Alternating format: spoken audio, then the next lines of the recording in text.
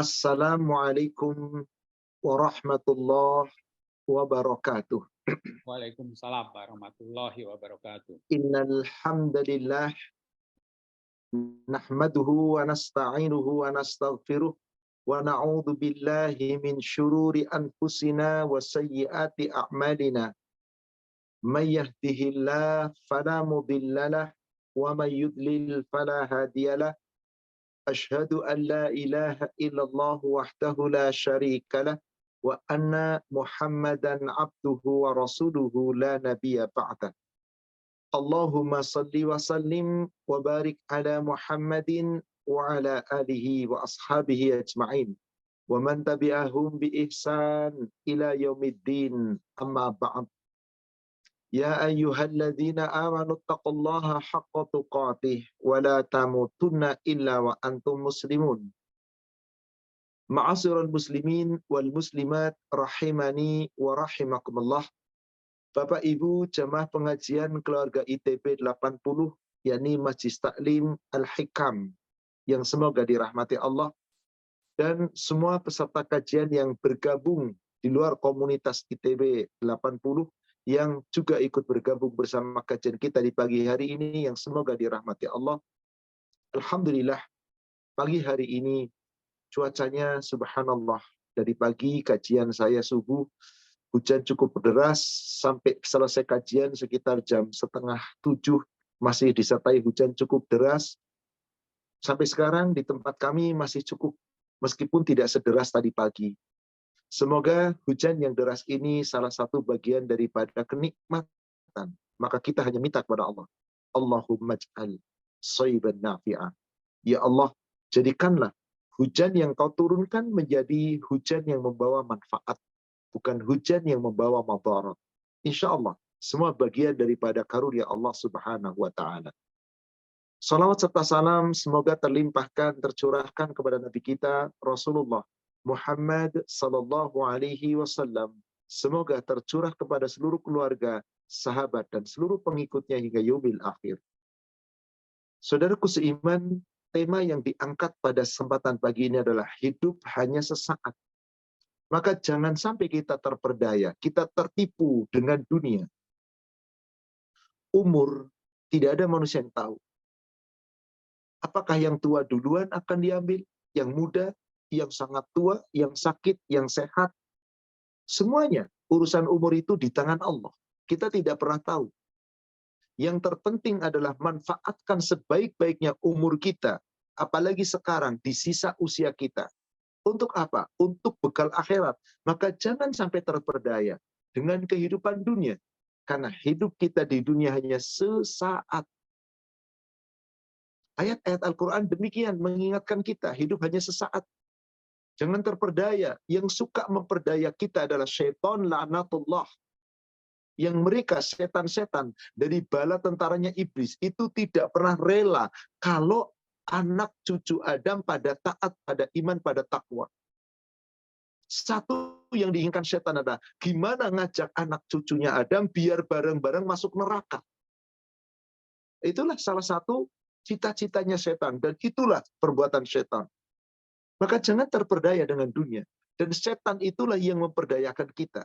Yang pada akhirnya manusia terperdaya oleh hawa nafsunya sendiri. Semoga kajian yang singkat ini insya Allah membawa manfaat. Kita akan kaji selama 1 jam ke depan. Setelah itu saya akan kembalikan kepada moderator untuk tanya jawab. Atau kalau memang dibutuhkan ada pertanyaan di tengah-tengah, monggo silakan moderator yang mengatur. Salawat serta salam semoga terlimpahkan, tercurahkan kepada Nabi kita Rasulullah Muhammad sallallahu alaihi wasallam. Semoga tercurah kepada seluruh keluarga, sahabat, dan seluruh pengikutnya hingga yaumil akhir. Saya akan buka sebagai muqaddimah surat Fatir, surat 35, ayatnya ayat yang ke-5 dan ayat yang ke-6. Allah Subhanahu wa taala berfirman, A'udzu billahi minasyaitonir rajim. Ya ayyuhan nas, hai manusia. Allah memanggil secara umum siapapun manusia. Inna wa'dallahi haqqa. Sesungguhnya janji Allah itu pasti benar. adanya kehidupan, adanya kematian, adanya siksa kubur, adanya nanti yaumil akhir, hari kebangkitan, hari hisab, hari ditimbang, adanya surga, adanya neraka. Itu semuanya janji Allah. Siapa yang beramal dengan baik pasti masuk surga, yang beramalnya buruk akan dimasukkan ke neraka. Itu semua janji Allah. Inna wa'dallahi haq. Janji Allah itu pasti benar. Siapa yang lebih benar janjinya selain Allah? Kita sering mendapati orang berjanji, direktur berjanji kepada karyawan, orang tua janji sama anak, anak janji sama orang tua, pasangan, suami istri saling berjanji, teman dengan teman berjanji. Apakah pasti benar janjinya? Sering ingkar. Kalau toh benar, kadang-kadang tertunda dan seterusnya. Tapi Allah, inna wa'dallahi haqqun. Janji Allah itu pasti benar, hak, benar-benar pasti benar. Fala taghurrannakumul hayatud dunya. Maka kamu jangan tertipu, jangan terperdaya dengan kehidupan dunia. Wala yaghurrannakum billahil gharur. Jangan sampai kamu tertipu oleh siapa? Yang suka menipu kamu, yaitu syaitan. Sehingga apa? Kamu lupa Allah. Setan itu tujuannya satu, memperdayakan kamu, menipu kamu, agar kamu lupa sama Allah. Jangan nurut sama Allah. Ini kerjanya setan, Pak. Sayangnya, banyak manusia tertipu dengan kehidupan dunia, sibuk dengan dunia, nikmat dengan dunia, pangkat, jabatan, kekayaan, kedudukan, sibuknya dengan dunia, giliran dipanggil Allah diabaikan. Hawa nafsu dinomorsatukan. Tadi dinyatakan alumni 80. Ya, beda 3 tahun, betul. Saya alumni 83. Berarti beda 3 tahun. Secara usia, alhamdulillah, saya masih agak lebih muda 3 tahun, Pak.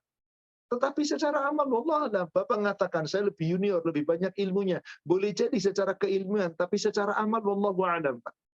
Karena amal tidak sebanding dengan ilmu. Banyak orang berilmu tapi amalnya ngawur. Banyak orang yang ilmunya pas-pasan tapi diamalkan dengan baik. Saya hanya berdoa dan berharap semoga kita semua yang hadir di majelis ini, termasuk Majelis Taklim Al-Hikam ITB 80, dan kita semua insya Allah termasuk hamba-hamba Allah yang insya Allah mendapat perlindungan di yaumil akhir. Mendapatkan janji Allah sebagaimana yang Allah janjikan tentang surganya. Syaratnya mari, jangan terperdaya dengan dunia. Yang suka memperdayakan kami itu kata Allah syaitan. Maka di ayat 6-nya Allah katakan, inna syaitana lakum adu. Setan-setan itu bagimu musuh. Musuhmu kata Allah. Fattakhidhuhu aduwan. Jadikan setan itu musuhmu. Jangan jadikan teman. Ingat, setan itu tidak berwujud makhluk yang menakuti kita. Setan itu tidak menampakkan wujudnya. Tapi setan itu yuwaswisu fi sudurin nas. Masuk ke dalam dada manusia. Menggoda manusia, mengganggu manusia. Ada panggilan adzan. Allahu Akbar, Allahu Akbar. Hayya 'alas shalah, hayya 'alal falah. Kata setan, tar dulu baru adzan, masih panjang. Tuh sibuk, bisnismu itu loh. Daganganmu itu loh, duniamu itu loh, keluargamu itu loh. Itu tanpa Anda rasakan langsung yuwaswisu fi sudur, masuk ke dalam dada manusia. Maka orang-orang yang tidak segera mendatangi panggilan Allah, tandanya lagi diganggu setan. Setan yang harusnya kita jadikan musuh, dia malah jadi teman, nurut hawa nafsu setan. Seperti itulah caranya setan. Jadikan dia musuh. Kalau kamu tidak jadikan musuh, malah dijadikannya menjadi teman, ujung ayatnya Allah katakan, innama yad'u hizbahu.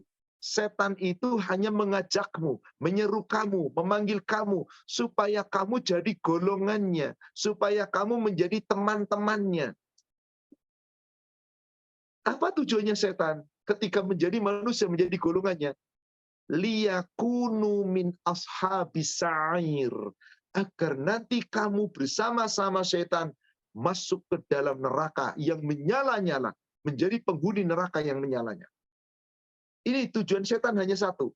Ngajak manusia ke neraka. Dengan cara apa? masuk ke dalam hati sanubari manusia, masuk ke dalam dada manusia, membisikkan manusia, sesuatu yang buruk terasa nikmat, terasa indah, sesuatu yang haram terasa halal, sesuatu yang salah seperti benar, sesuatu yang buruk terasa baik.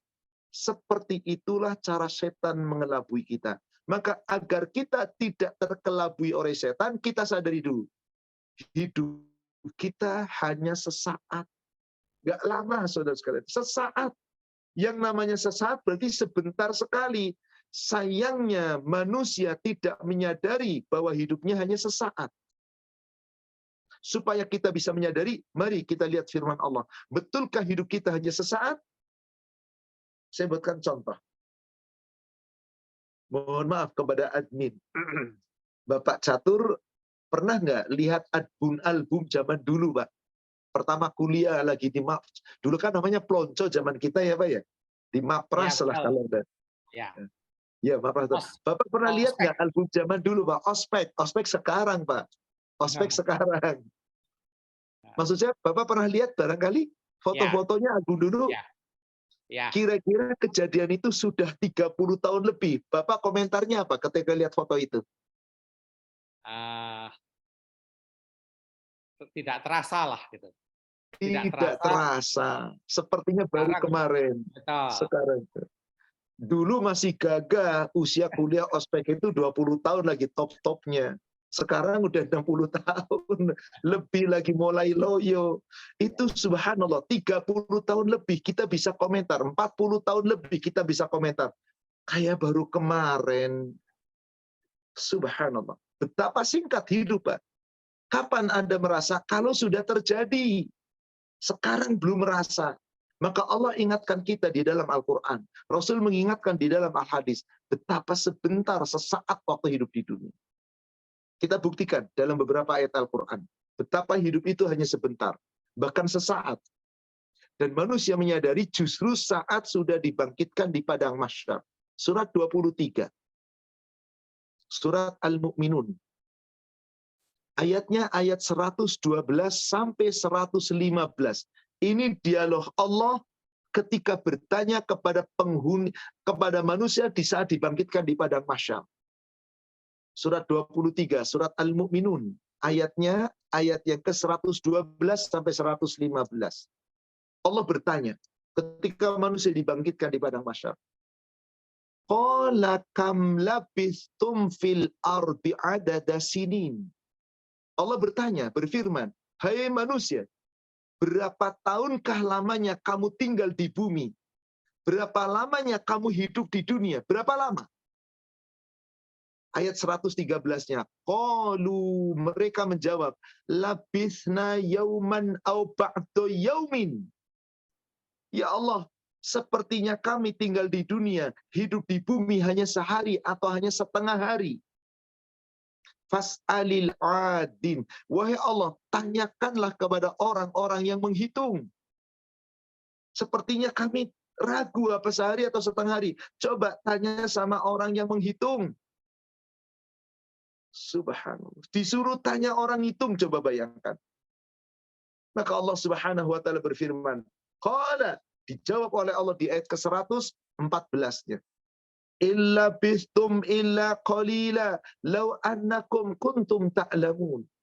Sesungguhnya kamu tidak pernah tinggal di dunia, nggak pernah hidup di dunia, illa qalila, kecuali hanya sebentar saja. Law annakum kuntum ta'lamun. Jika kamu mengetahui, hidupmu hanya sebentar, hidupmu hanya sesaat di dunia. Maka Allah bertanya kepada kita di ayat 115-nya, dan pertanyaan itu nanti Allah pertanyakan di padang mahsyar, Pak. Afa hasibtum annama khalaqnakum abasa wa annakum ilaina la turja'un. Sekarang kita meresapi, hai manusia, apakah kamu mengira Allah menciptakan kita itu main-main? Nggak ada tujuan, nggak ada maksud? Wa ilaina turja'un. Dan apakah kamu mengira bahwa kamu tidak akan dikembalikan kepada Allah? Wa innakum ilaina la turja'un. Apa kamu nggak mengira bahwa kamu akan kembali kepada kami? Ini pertanyaan sudah di padang mahsyar, Pak. Tapi sudah tidak ada lagi gunanya. Nggak ada lagi gunanya. Subhanallah. Saudaraku seiman, jika kita melihat ayat ini, bahwa hidup kita di dunia hanya sesaat, akankah kita hanya bermain-main dengan dunia? Akankah kita terperdaya dengan dunia? Akankah kita hanya sibuk dengan dunia? Tadi Allah katakan bahwasanya kamu nggak hidup sehari, boro-boro setengah hari pun tidak. Hanya sebentar. Berapa sebentar yang dimaksud? Coba kita buka surat 10 ayat 45. Surat 10 ayat 45. Allah Subhanahu wa taala berfirman, "Wa yauma yahsyuruhum ka'an lam yalbathu illa sa'atan minan nahar."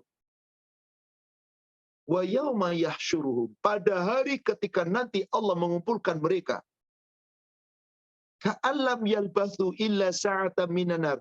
Mereka seakan-akan tidak pernah tinggal di dunia. Mereka merasa tidak pernah hidup di dunia. Illa sa'atan minan nahar, kecuali sesaat saja di waktu siang hari.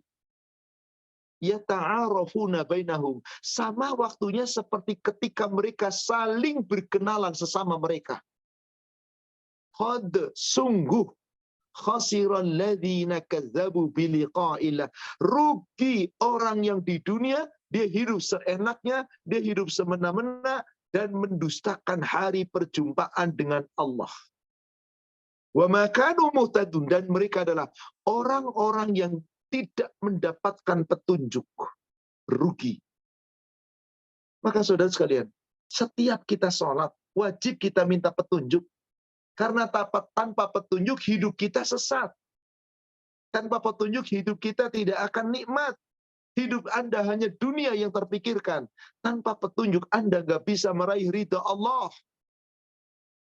Maka di sini jelas sekali saudaraku seiman yang semoga dirahmati Allah, bahwasanya Allah hanya menyatakan hidupmu di dunia hanya sesaat, sebentar.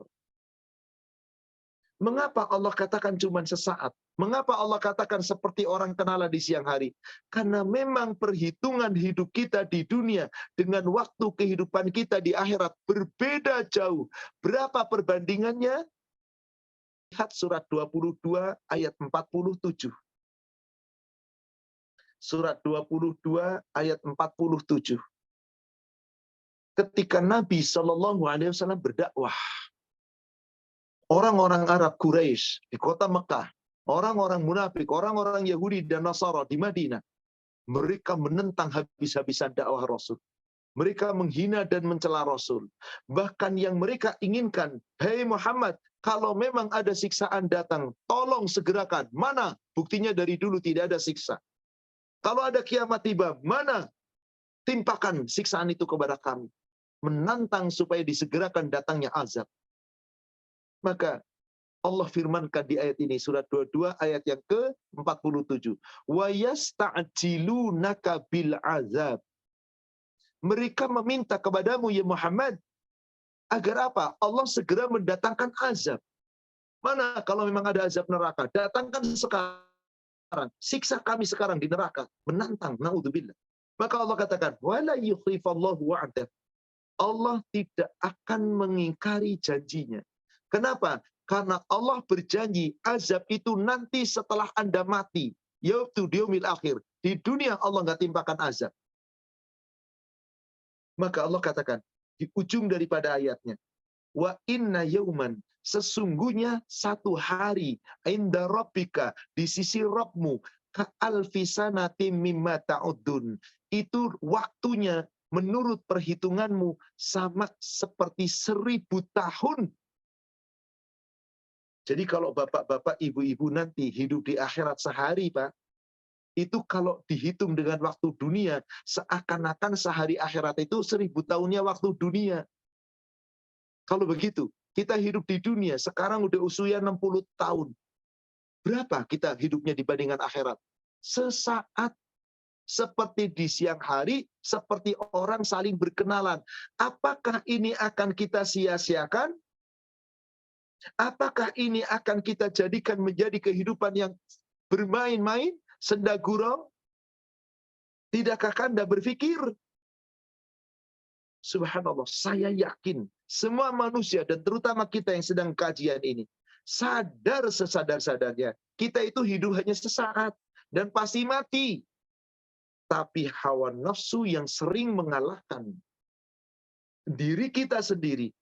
Untuk apa? Terperdaya dengan dunia. Sehingga lebih sibuk dengan dunia, lebih asik dengan dunia, lebih bernikmat-nikmat dengan dunia. Sementara akhiratnya diabaikan. Nah, itulah manusia. Mohon maaf, tadi Pak Catur mengatakan lebih tua 3 tahun, betul secara angkatan, secara umur. Tapi boleh jadi semangat mudanya saya kalah, Pak. Saya merasa lebih tua apa saya, Pak. Ilmu saya rasanya kok sudah dekat, subhanallah. Rasanya kok belum cukup nih bekal yang akan saya bawa. Sementara ada di antara kita barangkali bahkan umurnya 7 tahun, 70 tahun, masih merasa awet muda, Pak. Semangat dunianya masih menggebu-gebu. Kenapa? Karena itulah salah satu ciri orang terperdaya dengan dunia seperti itu. Umur nambah, tapi merasa masih tetap muda. Umur nambah, waktu hidup tinggal singkat sedikit lagi, tapi cinta dunia makin bertambah. Ini sudah menjadi sunatullah. Sebagian manusia yang demikian. Di dalam hadis yang diriwayatkan oleh Imam Muslim, ada 2 hadis di sana, dari Abu Hurairah, juga dari Anas bin Malik. Disebutkan dalam hadis tersebut, Rasulullah SAW bersabda, Yahromu bnu Adam, anak Adam itu pasti akan tua, umurnya pasti nambah. Watashibbu minhu ithnatan. Meskipun umurnya nambah, usianya tua, tapi tetap cinta dengan 2 perkara. Selalu muda terhadap 2 perkara ini. Yang pertama, al-hirsul 'alal mal. Baik, ada yang bertanya, hadis nomor berapa? Bisa dilihat di hadis nomor 1007 atau 1008. Yang 1007 dari Abu Hurairah, yang 1008 dari Anas bin Malik. Diceritakan demikian. Yang saya bacakan nomor 108, 1008-nya. Manusia itu pasti bertambah umurnya, pasti tua. Menjadi tua, nggak mungkin tidak. Tapi jiwanya tetap muda dalam 2 perkara. Yaitu muda dalam tetap mencintai harta dan wal hirsu 'alal umur, muda dalam umur, ingin terus panjang umur. Maaf, boleh jadi Pak Catur kalau ketemunya sama-sama yang tua, ya inilah tua. Coba ketemunya di lingkungan anak muda, masih pengen tetap kelihatan anak muda. Coba para wanita, subhanallah, usia boleh 60 tahun, wajah sudah mulai keriput, kulit-kulit sudah mulai keriput. Ketika kumpul, pengen tampil muda, dengan cara apa? Wis dipoles dengan cara apapun. Apa nggak boleh, Ustadz? Boleh. Tapi menandakan itulah manusia. Itulah manusia. Masih tetap mencintai dunia, pengen tetap hidup, masih tetap mencintai harta kekayaan, nggak pernah bosan. Itu manusia. Dan ini nyata, saudara sekalian. Apabila ini kemudian dikembangkan dan dilupakan akhirat, hanya taunya dunia, maka bahaya. Makin tua dia makin cinta dengan dunia, makin takut mati. Karena secara kodratullah seperti itulah manusia. Kalau sudah cinta dunia dan yang terpikir hanya dunia, akhiratnya biasanya lewat. Di surat 30, surat Ar-Rum, ayat yang ke-7. Surat Ar-Rum ayat yang ke-7. Ya'lamuna dhahiram minal hayatid dunya. Mereka kebanyakan yang terlalu cinta dengan dunia, hanya melihat dunia, terperdaya dengan dunia. Dunia itu cantik, dunia itu indah, dunia itu menyenangkan, dunia itu subhanallah nikmat. Itulah dia dunia. Kalau orang sudah terperdaya dengan dunia dan hanya melihat dunia, wahum 'anil akhirati hum ghafilun, maka mereka adalah orang-orang yang terperdaya dengan akhirat mereka. Terhadap kehidupan akhirat pasti lalai. Terperdaya dengan dunia, akhiratnya lalai. Saudara sekalian, ingat tema kita. Hidup hanya sesaat. Jangan terperdaya dengan dunia. Jangan lalaikan akhirat. Kenapa? Karena kita nggak akan tinggal di dunia selama-lamanya. Kita di dunia hanya sesaat. Ingat tadi moderator telah menyampaikan ada saudara dari rekan yang telah meninggal. Siapa yang menyangka dia meninggal dulu dari kita? Nggak ada. Tapi inilah terjadi. Tadi namanya kalau tidak salah saudari Ella ya. Telah dipenggal oleh Allah lebih dahulu. Kita Betul, nanti nyusul. Kita nanti nusul.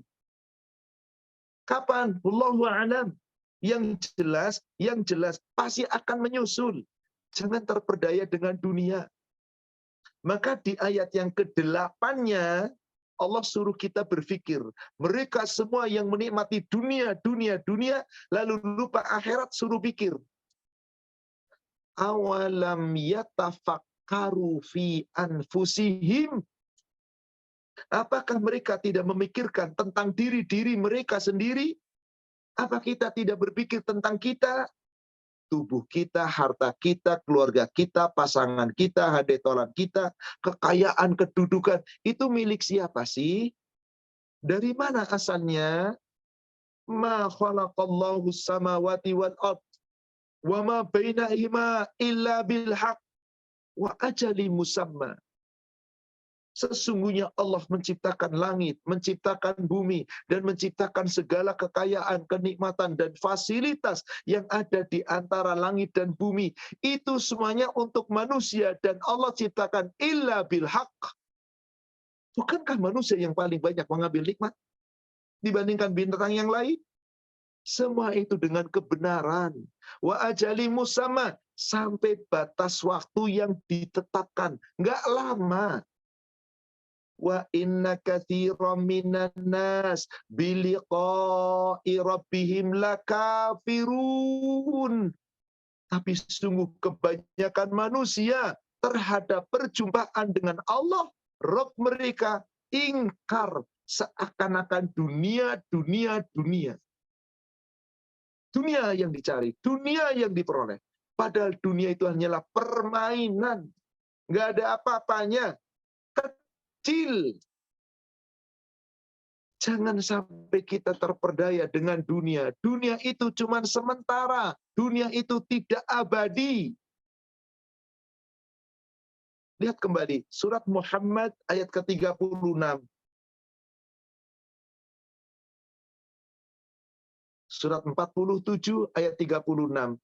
Innamal hayatud dunya la'ibu wa lahun. Sesungguhnya kehidupan dunia itu hanyalah permainan, hanyalah kehidupan, sendaguro, main-main, senang-senang. Itulah terperdaya dengan dunia. Hanya itu yang kamu lakukan. Wa in tu'minu wa tattaqu. Tapi jika kamu beriman dan kamu bertakwa, maka subhanallah, Allah berjanji, yu'tikum ujurakum, niscaya Allah akan memberikan kepada kamu pahala yang sempurna. Wala yas'alkum amwalakum, bahkan Allah tidak pernah meminta hartamu, justru hartamu itu dari Allah. Ingat, hidup hanya main-main, jangan terperdaya. Saudara sekalian, karena hidup itu hanya sesaat, dan kita nggak boleh terperdaya dengan dunia, maka Allah katakan, kenapa kita nggak boleh terperdaya dengan dunia? Karena dunia yang kita nikmati itu bukan kehidupan kita. Bukan kehidupan kita. Monggo kita buka lagi, surat 6, Al-An'am, ayat 42. Surat 6, surat Al-An'am, ayat 42. Wamal hayatud dunia, dan tidaklah kehidupan dunia ini, bukanlah kehidupan dunia ini, kata Allah, illa kecuali apa itu? Lahu wa la'ib. Apa Ibu? Sepertinya keliru ayat ke-32. Afwan Ibu. Ayat ke-32. Surat 6 ayat ke-32. Wa mal hayatud dunya illa la'ibu wa lahun. Kehidupan dunia itu hanyalah permainan, sendaguro, bersukacita sementara. Waladarul akhiratu khair. Negeri akhirat itu yang lebih baik. Lilladzina yattaqun. Bagi orang yang bertakwa. Afala taqilun. Apa kamu tidak menggunakan akalmu? Bahwa hidupmu di dunia hanya sesaat. Apakah jangan-jangan kamu terperdaya dengan nikmatnya dunia? Ingat tadi yang sudah dibaca di surat Muhammad ayat 36. Jika kamu beriman dan bertakwa lebih baik. Maka kehidupan yang terbaik bagi orang takwa, maaf, bukan di dunia, di akhirat. Dunia itu tempat kita bercocok tanam. Dunia itu tempat kita berusaha. Tempat kita untuk mencari. Di mana nanti kita bawa sebagai bekal di yaumil akhir. Maka saudara sekalian, jika kita tahu hidup orang yang beriman yang sesungguhnya bukan di dunia, tapi nanti di yaumil akhir. Karena di yaumil akhir, khalidina fiha abada. Selama-lamanya. Sementara kita hidup di dunia. Seperti orang yang mengenai kenalan tadi. Kenapa? Karena waktu satu hari di dunia berbanding dengan waktu akhirat. Satu hari akhirat seperti 1000 tahun menurut hitungan. Maka betapa sesaat hidup kita di dunia. Kalau sekarang usia kita 60 tahun, subhanallah, belum sampai 1 jam dibandingkan dengan waktu akhirat. Maka saudara sekalian, tegas Allah katakan, hidup kita itu bukan di dunia. Hidupmu yang sesungguhnya itu adalah di yaumil akhir. Surat 29 ayat yang ke-64. Surat Al-Ankabut, surat 29 ayat 64. Wa ma hadhil hayatud dunya illa lahu wa la'ib. Kehidupan dunia itu hanyalah permainan, senda gurau. Seperti itulah. Main-main terus, senda gurau terus, canda, ketawa. Wa inna daral akhirata lahiyal hayawan. Kehidupan akhirat itulah sesungguhnya kehidupan. Tegas Allah katakan, dunia main-main. Dunia senda gurau. Jangan tertipu dengan dunia. Kehidupan yang sesungguhnya adalah akhirat. Lau kanu ya'lamun. Sekiranya kamu mengetahui. Maka saudara sekalian, kita hidup oleh Allah diciptakan di dunia mengadakan perjanjian dengan Allah. Salah satu isi perjanjiannya adalah Anda akan taat kepada Allah. Anda akan beriman kepada Allah. Anda akan mengikuti aturan Allah. Jangan sampai perjanjian Anda dengan Allah dijual dengan dunia dengan harga murah. Lalu Anda abaikan kehidupan akhirat. Gara-gara terlalu cinta dan nikmat dengan dunia. Maka Nabi SAW suatu ketika pernah berpesan kepada seorang anak muda. Namanya adalah Abdullah bin Umar. Apa pesan Nabi SAW kepada Abdullah bin Umar? Bisa dilihat di kitab Bulughul Maram, nomor hadis 1516. Hadis ini adalah hadis sahih yang diriwayatkan oleh Imam Al-Bukhari. Abdullah bin Umar berkata, akhadha bimankibayya Rasulullah sallallahu alaihi wasallam. Rasulullah sallallahu alaihi wasallam memegang kedua bahu saya. Kemudian apa? Rasulullah SAW faqala, beliau bersabda, kun fid dunya ka'annaka gharibun aw 'abirus sabil. Hai anak muda, jadilah kamu di dunia seperti orang yang asing, atau jadilah kamu di dunia seperti orang yang sedang dalam perjalanan, hanya mampir sesaat. Wa kana Ibnu Umar yaqul, maka adalah Ibnu Umar berkata, mengingat dan menyampaikan wasiat pesan Rasulullah kepada beliau. Idza amsayta fala tantadhiris sabah wa idza asbahta fala tantadhiril masa. Kalau sudah datang waktu subuh, jangan tunda nanti besok sore. Kalau sudah datang waktu sore, jangan tunda besok pagi. Jangan suka menunda kebaikan. Jangan menunda tobat. Jangan menunda amal. Jangan menunda ibadah. Karena hidup Anda hanya sesaat. Jangan terperdaya dengan dunia. Jangan terperdaya. Maka pesan Rasulullah SAW di ujung daripada hadisnya adalah, khudh min sihhatika lisaqamika. Ambillah kesempatan sehatmu untuk bekal sakitmu. Wahayatika limautika. Dan ambil kesempatan hidupmu untuk bekal matimu. Subhanallah. Mumpung kita masih diberikan kesehatan. Suatu ketika kita sakit. Mumpung kita masih diberi kehidupan. Suatu ketika kita mati. Jangan terperdaya dengan dunia. Allah ciptakan kita itu bukan untuk kita berbuat seenaknya. Allah ciptakan kita itu untuk ibadah. Itulah perjanjian kita dengan Allah. Sebagaimana yang Allah firmankan di surat 51 ayat 56. Apa isi perjanjian Allah dengan kita?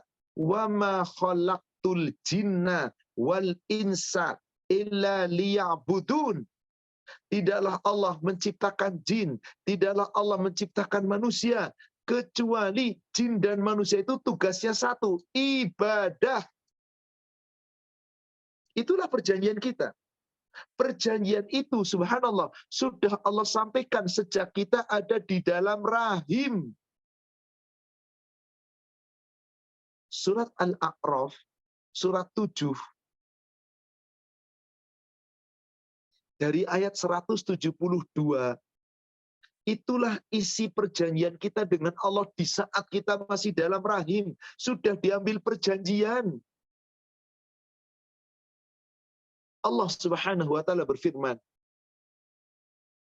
wa il akhadha rabbuka min bani adam min zuhurihim dzurriyyatahum wa ashhadahum ala anfusihim alastu bi rabbikum qalu bala syahidna.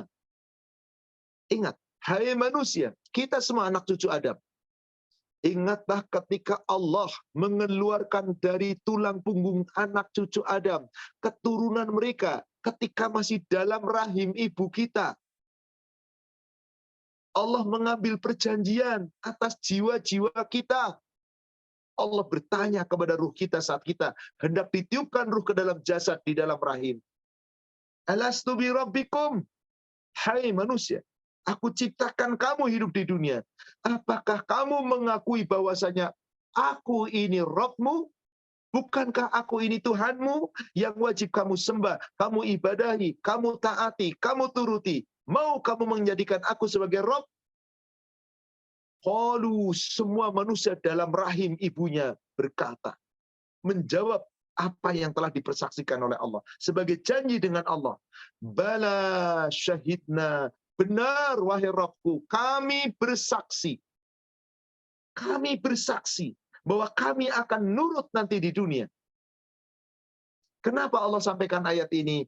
In anta qulu yaumal qiyamah inna kunna an hadza ghafilin. Supaya nanti tidak ada orang yang berkata pada hari kiamat, sesungguhnya kami manusia, anak cucu Adam, terhadap perjanjian ini lupa. Lupa. Artinya apa? Kayaknya nggak pernah janji deh. Sepertinya saya nggak pernah janji.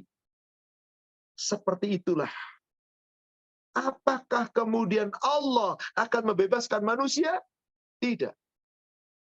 Inilah perjanjian kita.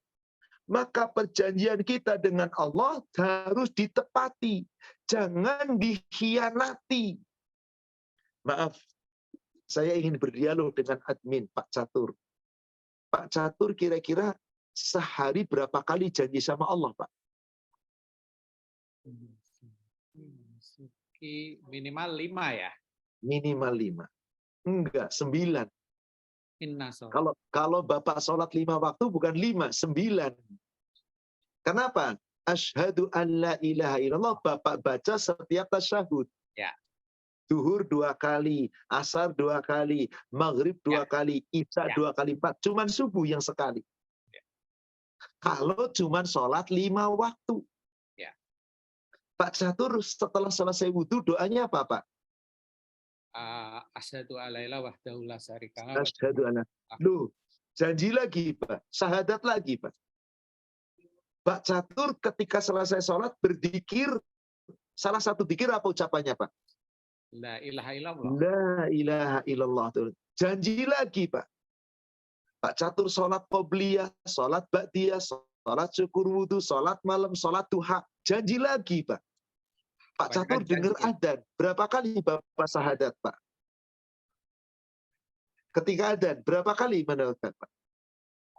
Halo, putus, Kalau kadang putus. Ustaz. jawab adzan 5 kali, berarti Anda 10 kali. Karena setiap adzan ada 2 kali. Asyhadu an la ilaha illallah. Ya, Halo? ya, Ustaz. Ya. Saya bisa mendengar kata-kata Bapak, cuma agak putus-putus. Intinya begini, menurut Pak Catur kira-kira minimal orang Islam yang ibadahnya teratur berapa kali janji sehari, Pak? 9 kalau kita dengan azan 5, 14. Kemudian kalau kita setelah sholat, kemudian kita zikir, wah udah banyak sekali udah. Yang la ilaha illallah. Intinya bisa lebih dari 30 kali ya, Pak ya? Ya. Oke. Kira-kira janji yang tiap hari diucapkan sampai dengan lebih dari 30 kali. Ini main-main atau serius, Pak? Serius, Pak. Serius atau serius sekali, Pak? Sangat serius. Subhanallah. Tapi kenapa Anda cuma di mulut ngomong janji sama Allah? Prakteknya Anda nggak lakukan. Terperdaya dengan dunia. Kita bisa lihat, Pak. Orang-orang seperti itu, Pak. Ini janji dengan Allah loh. Jangan Anda main-main. Maka Allah katakan di ayat ke surat 16. Coba kita tengok ke surat 16, surat An-Nahl. Di ayat yang ke-90. Afan, ke-91-nya Pak langsung, Pak. Nanti isi perjanjiannya di ayat 90. Saya perlihatkan dulu di ayat 91. Allah Subhanahu wa taala berfirman, wa aufu bi'ahdillah idza ahadtum, dan tepatilah janjimu dengan Allah apabila kamu berjanji. Kita sudah janji loh Pak, tiap hari Pak. Tiap sholat, tiap dengar azan, habis wudhu. Ya Allah, orang yang ibadahnya tertib bisa lebih dari 50 kali. Tepati perjanjianmu dengan Allah kalau kamu sudah berjanji. Wala tangkudul aiman ba'da tauqidiha. Jangan kamu melanggar janjimu dengan Allah setelah kamu mengokohkannya. Bahkan satu hari lebih dari 30 kali kamu janji. Faqad ja'altumullaha 'alaikum kafilah. Sungguh ketika kamu berjanji, gak ada manusia yang menjadi saksi. Tapi Allah telah kamu jadikan menjadi satu-satunya saksi ketika kamu bersumpah. Bukankah saat kita mengucapkan syahadat yang dengar hanya Allah? Innallaha ya'lamu ma taf'alun. Allah mengetahui loh apa yang kamu kerjakan. Kamu janji kepada Allah, apakah kamu melaksanakan, terperdaya dengan dunia atau kamu tidak terperdaya? Laksanakan janji atau tidak? Allah nanti yang menilai, Pak. Nah, apa isi perjanjian kita dengan Allah secara garis besar? Mundur ke ayat sebelumnya, ayat 90. Innallaha ya'muru bil adl. Sesungguhnya Allah menyuruh kamu untuk berlaku adil. Wal ihsan, kamu disuruh berbuat kebaikan. Wa ita idil kurba, kamu diperintah untuk berbagi. Harta yang Allah titipkan kepadamu bukan milikmu. Berbagilah dengan orang yang memiliki kekerabatan. Wa yanha 'anil munkar, kamu dilarang berbuat mungkar. Dilarang berbuat mungkar, jangan. Anil fahsya'i wal munkar, Allah melarang kamu segala perbuatan keji, segala perbuatan mungkar, wal baghi, dan segala bentuk permusuhan. Enggak boleh. Ya'idzukum la'allakum tazakkarun. Inilah pelajaran Allah kepada kamu. Allah yang memberikan pelajaran supaya kamu selalu ingat, ini pelajaran Allah. Berlaku adillah dalam ibadah, dalam muamalah, hablum minallah, hablum minanas, adil. wal ihsan, berbuat baiklah dalam hablum minallah, hablum minannas, berkeluarga, dalam bisnis, berbuat baik, berlaku adil, dan hendaklah kamu jangan bakhil, dititipi harta, berbagi dengan orang-orang yang kita cintai. Di antara kerabat dekat atau sesama muslim, saudara-saudara sesama muslim. Ini perjanjian kita, Pak. Dan jangan berbuat keji, jangan berbuat mungkar, jangan saling musuhan. Ini janji Allah. Jangan kamu tuker. Ini janji Allah dengan kamu. Jika kamu melaksanakan janji ini, Allah akan berikan surga. Tapi jika kamu jual janji ini, gara-gara dunia yang sedikit, nanti Allah akan berikan untukmu, na'udzubillah, neraka. Maka peringatan tegas di ayat ke-95-nya, Pak. Masih di surat yang sama, menuju ke ayat 95. Wala tashtaru bi'ahdillahi samanan qalila. Dan janganlah kamu jual perjanjian dengan Allah dengan harga yang sedikit, dengan harga murah. Jangan sampai ucapan syahadat Anda tiap hari Anda abaikan, Anda ingkari, Anda sendiri yang mengingkari. Katanya mau taat sama Allah, tapi perbuatan Anda tidak taat sama Allah. Berarti Anda telah menjual perjanjian dengan Allah dengan harga murah. Akhirat yang Allah berikan, Anda tawar, Anda ganti dengan dunia. Surga yang Allah janjikan, Anda lebih ngejar dunia. Subhanallah. Kenapa kita nggak boleh menjual janji dengan Allah dengan harga yang murah itu tadi? Innama indallahi huwa khair. Sesungguhnya apa-apa yang ada di sisi Allah itu lebih baik. Lakum, bagi kamu. In kuntum ta'lamun. Jika kamu mengetahui. Maka Allah katakan di ayat ke-96-nya. Ma'indakum yanfad. Apapun yang ada di sisi kamu lenyap. Bapak punya kekayaan melimpah ruah. Triliunan dolar. Lenyap, nggak dibawa mati. Bapak punya kedudukan, pangkat jabatan, gelar berentet, kedudukan tinggi, lenyap gak dibawa mati. Bapak punya rumah megah, mobil mewah, harta melimpah, demi Allah lenyap tidak dibawa mati. Lenyap, ma'indakum yanfad, wa ma'indallah baq.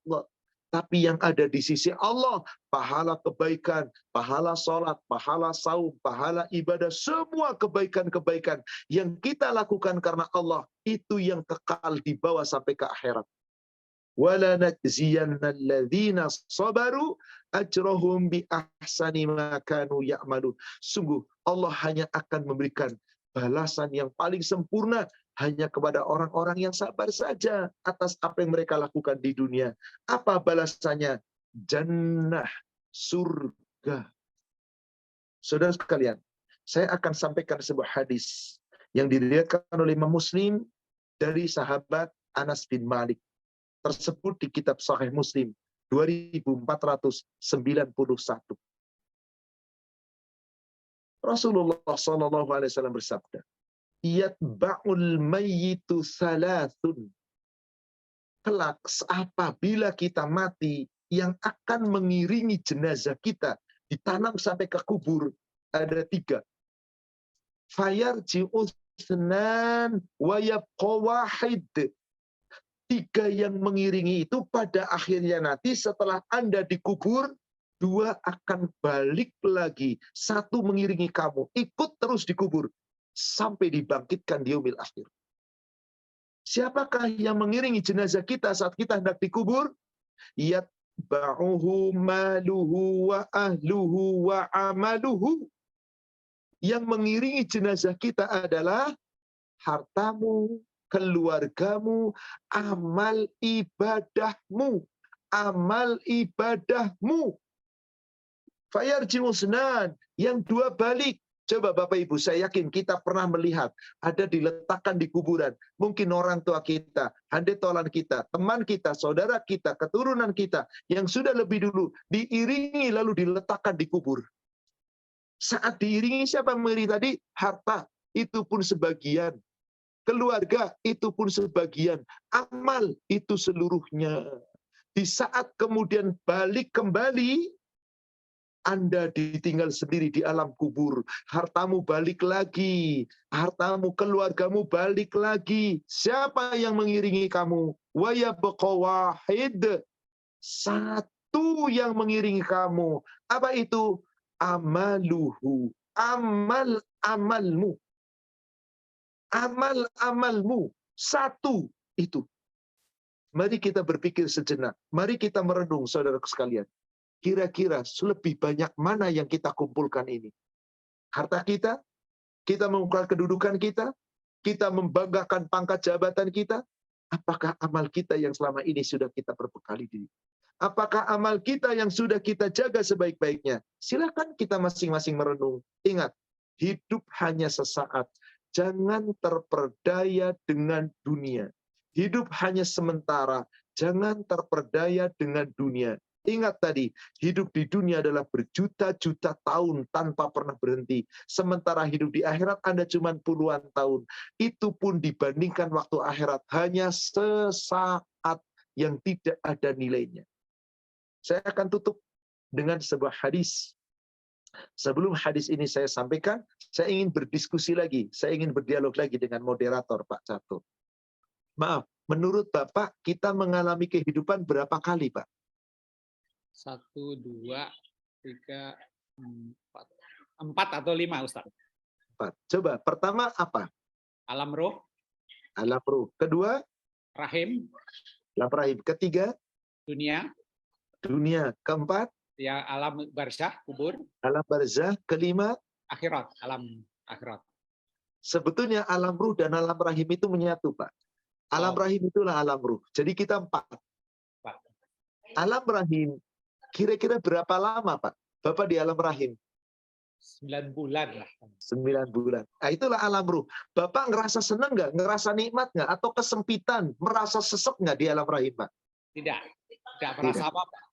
Tidak merasa apa-apa. Itulah alam yang paling singkat, Pak. Sebelum kita lahir ke dunia. Hanya hitungan bulan yang kita nggak merasakan apa-apa. Sekaranglah kita merasakan alam ruh dan alam jasad menyatu. Kehidupan dunia. Berapa lama, Pak? Sekarang kan Bapak usianya sudah sekitar 62-an, lebih kurang ya Pak ya? 61 lah antara itulah. Ya, 61, Ustaz. Oke, baik, 61. Menurut Bapak lama atau sebentar? Ya itulah. Ya. Tapi kata Allah meskipun 60, jangankan 60, 1000 tahun ada di dunia, itu baru 1 hari di akhirat. Lalu apa artinya puluhan tahun, Pak? Nggak sampai 1 jam, Pak. Usia Bapak jika dihitung usia akhirat nggak sampai 1 jam. Inilah kehidupan dunia ini. Jangan terperdaya. Lalu akan mengalami kehidupan yang ketiga, alam barzah. Berapa lama Pak alam barzah itu, Pak? Tak terhingga, belum. Sangat lama. Tidak tahu. Kita tidak tahu. Ya. Bisa puluhan, bisa ratusan, bisa ribuan tahun. Sampai yaumil akhir. Ya. Yang keempat, alam akhirat. Berapa lama, Pak? Selamanya. Selamanya. Baik, sekarang saya tanya. Bapak tolong jawab dengan jujur. Kalau di alam akhirat selamanya berjuta-juta tahun tak terhingga, nggak pernah berakhir. Sementara di dunia hanya puluhan tahun sesaat dibandingkan akhirat. Mana yang bagus, Pak? Yang sesaat dunia atau yang akhirat selamanya? Yang akhirat selamanya. Teori mudah dipahami. Prakteknya mana yang lebih kita sangat cintai? Yang sesaat itu atau yang nanti? Susah nih jawabnya, Ustaz. Nah, mau jawab malu ya Pak ya. Ya Allah. Kalau lagi ngaji, tahu ayat, tahu hadis, iya ya, aduh, giliran bubar ngaji, semangat dunianya timbul lagi, Pak. Persis seperti yang Rasul sampaikan tadi. Manusia tua, tapi dua nggak pernah tua. Umurnya tetap pengen panjang, hartanya tetap pengen nambah. Nah, itulah manusia. Kecuali orang-orang yang sadar. Itu semua hanya titipan. Nah, kalau begitu, kalau dunia hanya sesaat, sementara akhirat selama-lamanya, saya yakin kita sepakat bahwasanya dunia tidak ada apa-apanya, nothing. Sementara akhirat, itulah segala-galanya. Oleh karena itu seharusnya kita lebih memperhatikan akhirat kita atau dunia kita. akhirat. Nah, penutupnya pertama, surat 59 ayat 18 dan ayat 19. Surat 59, surat Al-Hasyr ayat 18 dan ayat 19. Dan hadisnya nanti saya tutup di Sahih Muslim 2366.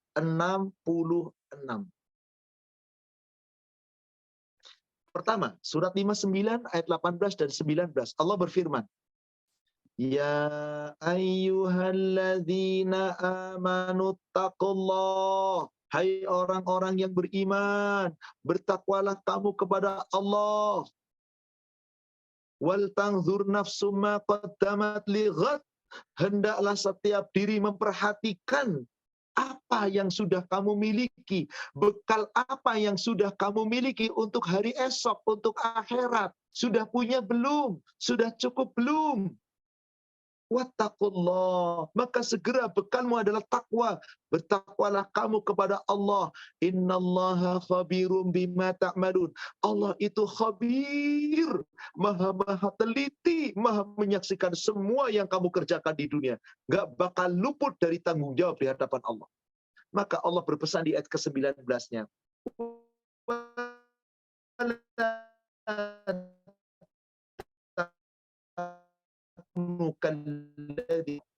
Jangan kamu menjadi orang yang suka melupakan Allah. Nanti Allah akan jadikan kamu lupa diri. Sehingga nggak ingat akan akhirat. Nggak ingat mati. Terperdaya dengan dunia. Ulaika fasiqun. Mereka itulah orang yang fasik. Maka saudara sekalian, mari cita-citakan akhirat kita, cita-citakan surga kita. Dunia yang sesaat ini jadikan sarana untuk meraih surga. Karena nikmat dunia dengan nikmat akhirat nggak ada apa-apanya. Sebagaimana waktu lamanya akhirat dengan dunia nggak ada apa-apanya. Saya tutup dengan hadis Sahih Muslim. Ada dua hadis yang bisa dibaca di nomor 2366 dan 67. Saya bacakan saja yang agak lebih singkat di nomor 267. 2367. Hadis ini dari Salman Al-Farisi. Nabi SAW bersabda begini, Innallah mi'ata rahmah. Faminha rahmatun biha yatarahamul khalqu bainahum wa tis'atun wa tis'ain liyaumil qiyamah.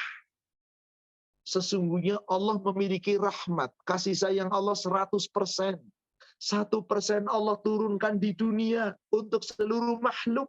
Kalau kita merujuk ke hadis yang sebelumnya, yang nomor 66, dengan 1% itu semua makhluk berkasih sayang, saling mencintai satu sama lain. Itu bagian rahmat Allah yang satu. Dan satu diturunkan di dunia untuk seluruh makhluk, Allah genggam yang 99% untuk hari kiamat, yaitu untuk penghuni surga. Mari kita berpikir sejenak. Saya ingin hitung-hitungan matematis dengan Pak Catur kembali. Pak, rahmat Allah tadi berapa Pak? 100%. Ya. Dibagi 2. Kalau ada 100% dibagi 2, jadi perbagian berapa persen Pak? 50%. 50%. Itulah matematiknya manusia. Itulah matematiknya profesor. Tapi matematika Allah tidak demikian. 100% rahmat Allah dibagi 2. Satu bagian dunia, satu bagian akhirat. Yang di dunia hanya Allah turunkan 1%, Pak. Dan 1% itu Allah berikan kepada seluruh makhluk. Sehingga makhluk berkasih sayang itu pun karena rahmat Allah. Yang 99% Allah genggam khusus untuk penghuni surga. Allahu Akbar. Dengan 1% kita sudah seperti ini, Pak. Saya yakin, mohon maaf, Pak Catur pasti merasa nikmat, dikasih nikmat Allah dari harta, kekayaan, kedudukan, pasangan, keturunan. Dapat nikmat, Pak? Ya, betul. Orang yang paling kaya di muka bumi, triliunan dolar, dapat nikmat, Pak? Itu baru 1% rahmat Allah diturunkan di dunia, dibagi seluruh makhluk. Andai kata dibagi seluruh makhluk, dibagi rata yang 1%, jadi kira-kira Pak Catur dapat berapa persen Pak rahmat dari Allah di dunia? 0,0000000 sekian.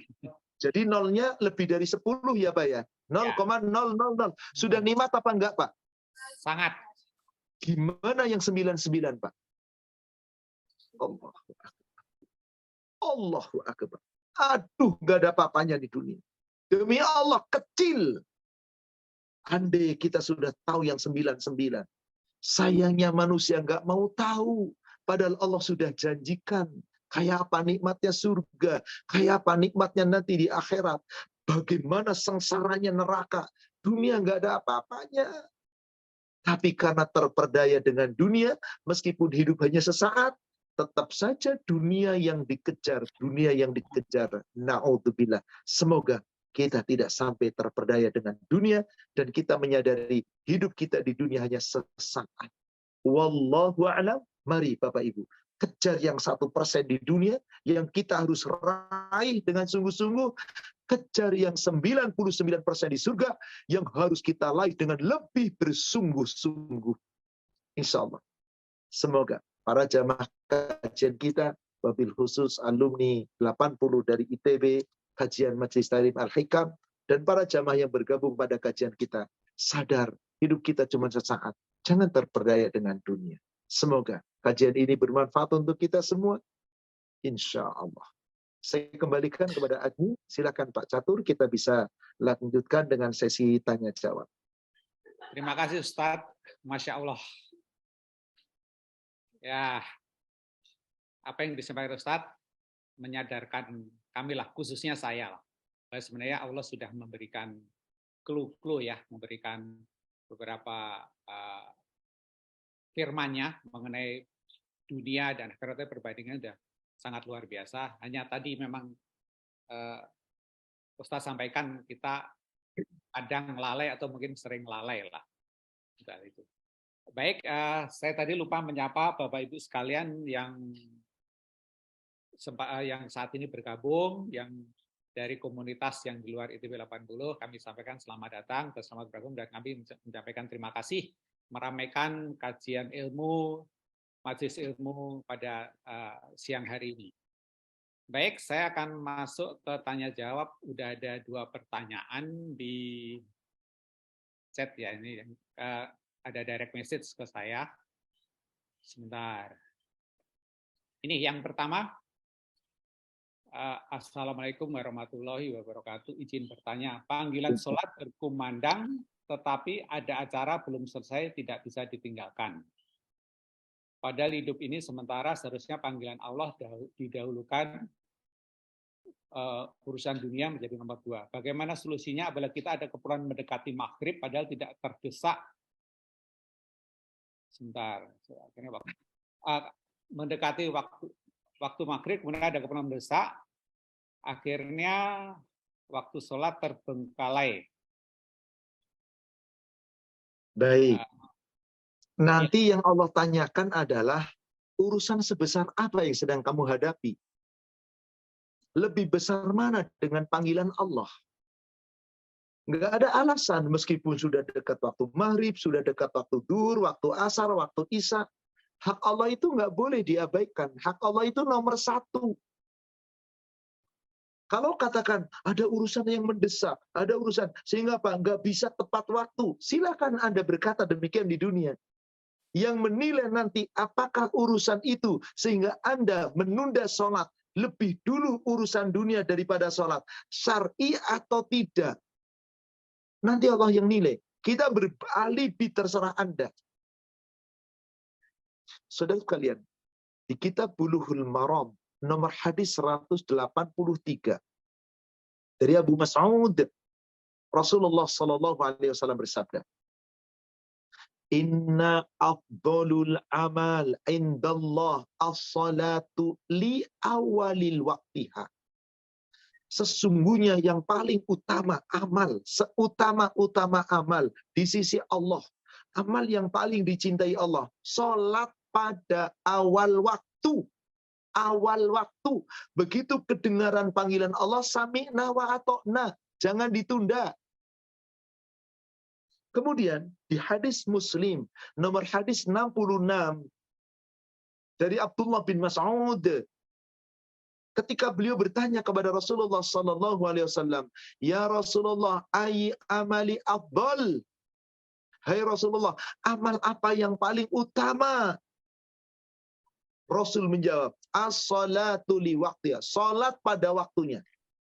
Summa ayyu ya Rasulullah, lalu setelah itu apa ya Rasulullah? Birrul walidain, berbakti kepada orang tua. Summa ayyu ya Rasulullah, lalu apa lagi wahai Rasulullah? Jihadun fi sabilillah, jihad di jalan Allah. Fama taraktu astaziduhu illa ir'atan alaih. Sesungguhnya aku hendak bertanya lagi, apalagi, tapi aku cukupkan. Salat Allah tempatkan di nomor 1, Pak. Baik, sekarang saya buatkan ilustrasi dengan Pak Catur. Pak Catur atasan saya, Pak.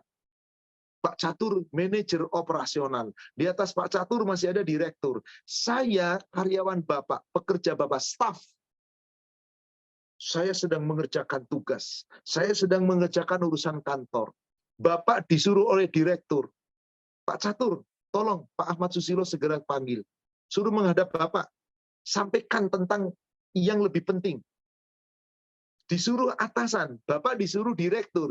Direktur nyuruh Bapak. Bapak manggil saya. Bapak manggil saya nggak langsung, Pak. Pakai lain orang lain. Yaitu apa? Office boy. Pak, tolong, Pak Ahmad bilang dipanggil saya begitu. Office boy ngomong ke saya, Pak Ahmad dipanggil Pak Catur. Pak Catur yang nyuruh direktur. Saya asik dengan kerjaan saya, kerjaan kantor ini, Pak.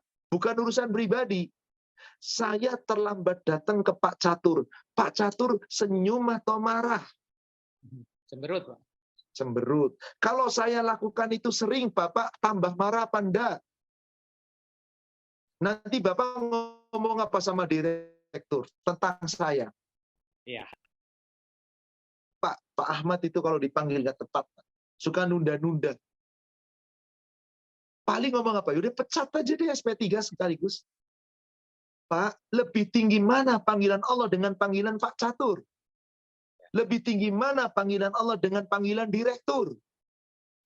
Kalau Anda mengatakan saya sibuk dengan dunia, seakan-akan panggilan dunia lebih tinggi dari panggilan Allah. Silakan Anda berhadapan dengan Allah. Silakan. Jadi Pak, maaf, nggak ada kata-kata alasan. Sibuk Ustadz, tanggung Ustadz, menjelang maghrib Ustadz. Kenapa sudah tahu mau maghrib Anda lakukan dunia? Kenapa nggak nanti aja? Atau coba sebelumnya pada asar langsung, supaya maghrib tepat waktu.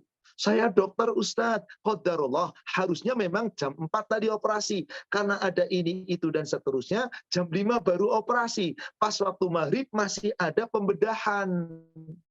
Dipanggil Allah, mana Ustadz duluan mana? Panggilan Allah atau saya tetap operasi? Kalau Anda panggil Allah, bilang sama pasien, pasien, tolong ya sabar sebentar, saya sholat dulu. Berani nggak Anda ngomong begitu? Nah, ini salah satu alasan syar'i. Nggak mungkin dokter meninggalkan pasien yang lagi dibedah. Terusin bedah Anda, masuk waktu maghrib lewat. Masuk sampai jam 7:30. Baru selesai operasi jam 8 malam. Maghrib sudah habis waktunya. Adanya waktu Isya. Anda jamak maghrib dengan Isya. Halal. Karena Anda menunda waktu sholat bukan sengaja. Tapi ada urusan. Dan ini syar'i. Kira-kira seperti itu. Tapi contoh, Anda rapat. Kita rapat, ditunda, harusnya rapat jam 1, ditunda lagi, pada asar, tunda lagi. Udah jelas jam 5:30 rapat. Maghrib tinggal sebentar lagi. Akhirnya apa? Waktu maghrib terkumandang, rapat baru lagi asik-asiknya. Pak, maaf, maghrib Pak. Nanti dulu rapat kita selesaikan. Nah, manusia lebih mementingkan dunia yang cuma 0,000000001%. Yang 99% Anda abaikan. Ini kira-kira cocok apa enggak dengan keinginan Allah? Silakan kita merenung. Demi Allah, nggak ada alasan di hadapan Allah. Kecuali alasannya syar'i, diterima. Kalau enggak, enggak. Meskipun manusia mengemukakan alasan, di dunia bisa beralibi. Saya telat waktu maghrib karena begini, karena begitu. Kesibukan, terserah Anda apa sibuknya. Demi Allah, diminta tanggung jawab di hadapan Allah. Dan kalau sudah ditanya oleh Allah, nggak bisa beralibi, nggak bisa berargumen. Atau bahasa kitanya nggak bisa ngeyel lagi. Coba lihat surat 75. Surat 75 ayat 13 sampai ayat 15. Yunabba'ul insanu yawma idzin bima qaddama wa akhor. Manusia, Bapak, nanti akan diberitakan oleh Allah kepada manusia, kita semua. Semua perbuatan kita yang dikerjakannya, yang dilalaikannya, yang ngundur waktu sholat, yang tepat waktu sholat, yang beralibi karena sibuk, semua diberitakan. Ayat 14-nya. Balil insanu ala nafsihi basirah. Bahkan manusia akan menjadi saksi atas seluruh perbuatannya diri sendiri, tanpa perlu saksi orang lain. Ini dia ayat 15 yang paling berat. Walau alqa ma'adhira. Meskipun dia mengemukakan alasan-alasannya di hadapan Allah, kalau diterima alhamdulillah, nggak diterima, maka bukankah di dunia banyak manusia banyak alasan? Oh, kamu nggak sholat tepat waktu, ya gimana, habis sibuk, Allah kan maha penyayang, Allah tahulah kesibukan saya. Enteng ngomongnya, Pak, silakan. Alibi Anda harus dipertahankan di hadapan Allah di hari kiamat. Kalau Allah terima, syukur alhamdulillah. Kalau Allah nggak terima, sudah di akhirat, Pak. Nggak bisa balik lagi ke dunia. Tolong camkan ini, surat 75, ayat 13 dan ayat 15. Intinya, manusia nggak bisa beralibi di hadapan Allah. Wallahu a'lam. Demikian. Baik, terima kasih Ustadz. Jadi sebenarnya menunda sholat boleh asal alasannya syar'i ya. Alasannya syar'i. Ada sakit, Anda sedang safar di perjalanan di kendaraan umum, Anda sedang profesinya dokter tadi, ada seorang guru sedang mengajar, dan memang saat itu pelajarannya memang harus tertunda setengah jam, 1 jam sampai jam 1. Bismillah teruskan, setelah itu kemudian sholat segera. Jangan tunda-tunda, udah urusannya selesai, ngopi dulu, santai dulu, chatting dulu, makan dulu, baru nanti menjelang akhir baru sholat. Ya nggak bisa. Masa hak Allah ada tunda-tunda begitu? Saya tadi ilustrasikan Pak Catur sebagai manajer, saya cuma karyawan aja, Bapak marah, padahal sama-sama Bapak dan saya digaji juga kok oleh perusahaan. Kan begitu kira-kira Pak ilustrasinya, Allah. Baik, terima kasih Ustadz. Ini ada beberapa pertanyaan, mungkin saya gabung ya, siapa tahu ada relevansinya. Yang pertama adalah, yang dimaksud dengan tidak menepati janji kepada Allah itu apakah semisal perbuatan keji, bohong, dan larang-larangannya. Jika kita tidak melakukan itu termasuk menurut janji ya Ustadz. Kemudian berikutnya,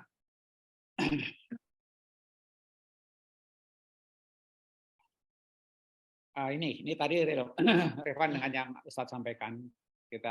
Ustadz mau tanya, mengapa kita masih merasa takut akan kematian? Apakah karena kita belum banyak bekal ibadah? Baik. Ya, pertanyaan pertama. Ya. Pertanyaan pertama. Tadi gimana Pak? Apa ulangi sekilas? Yang pertama ini apakah yang dimaksud dengan menepati janji itu termasuk berbuat keji, berbohong, dan berbohong itu apakah mengingkari janji dengan Allah? Ya, setiap ada perintah Allah, setiap ada aturan Allah, Anda tidak lakukan, itu berarti Anda mengingkari janji. Ustaz, memang ada perintah kita jangan sampai bohong. Larangan berbohong ada. Mana dong ayatnya? Coba dibuka. Surat 33 ayat ke-70. Surat 33 ayat 70. Ya ayyuhalladzina amanu. Hai orang-orang yang beriman, ittaqullah, bertakwalah kamu kepada Allah. Wa qulu qaulan sadida. Hendaklah kamu berkata dengan perkataan benar. Jangan bohong. Bohong itu bukan perkataan benar. Perintahnya berkata benar, Anda bohong, berarti menyalahi perintah Allah. Berarti Anda mengingkari perjanjian dengan Allah. Maka orang-orang yang berkatanya tidak benar, suka berdusta, suka memfitnah, suka menghina, melaknat, dan seterusnya, meskipun dia ngaku Islam di hadapan Allah, imannya nggak sempurna. Maka orang yang nggak jaga mulut, suka mencela orang, melaknat orang, doain buruk kepada orang, kata-katanya kotor, kata-katanya keji, suka berdosa, itu bukan mukmin. Bisa dilihat di kitab Bulughul Maram, di hadis nomor 1549 dari Jabir bin Abdullah Riwayat Imam At-Tirmidzi dimarfukan, disambungkan kepada Rasul. Rasul bersabda, "Laisal mu'min bitta'an." Orang mukmin itu bukan orang yang suka mencela orang. Walal la'an, bukan orang yang suka melaknat, mendoakan buruk untuk orang. Walal fahish, bukan orang yang keji, perangainya jahat. Walal badhi, bukan yang mulutnya kotor, suka berdusta, menghibah dan seterusnya. Bukan mukmin. Kalau ada orang mukmin kok begitu? Di hadis sebelumnya yang nomor 1548-nya riwayat Imam At-Tirmidzi dari Abi Darda, innallaha yubghidul fahishal badhi. Allah itu sangat benci kepada orang yang keji akhlaknya, tutur katanya, badhi, mulutnya kotor. Berarti ada orang jangan dusta. Kalau dia berdusta, menyalahi aturan Allah, dosa. Kemana dong Ustaz? Kalau ada orang suka dusta, dosa itu menyebabkan kemana? Neraka. Setiap dusta itu menyebabkan neraka. Di kitab Bulughul Maram, hadis agak panjang, di nomor hadis 1565,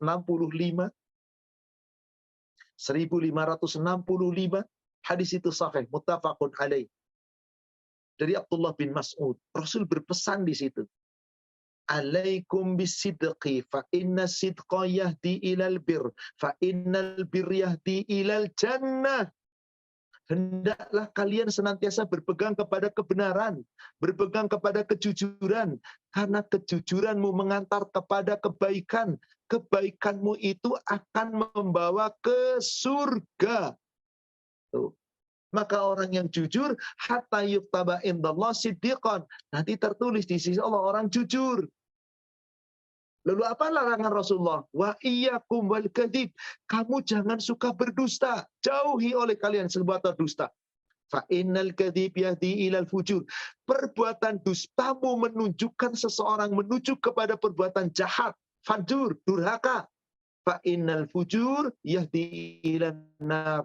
Maka perbuatan dustamu itu bisa mengantarkan ke dalam neraka. Wa ma yazalu rajul yakdzib wa yatakharral kadzab hatta yuktaba indallah kadzaban. Orang-orang yang senantiasa berdusta dan memilih dusta dan tetap berdusta nanti tertulis di sisi Allah sebagai pendusta.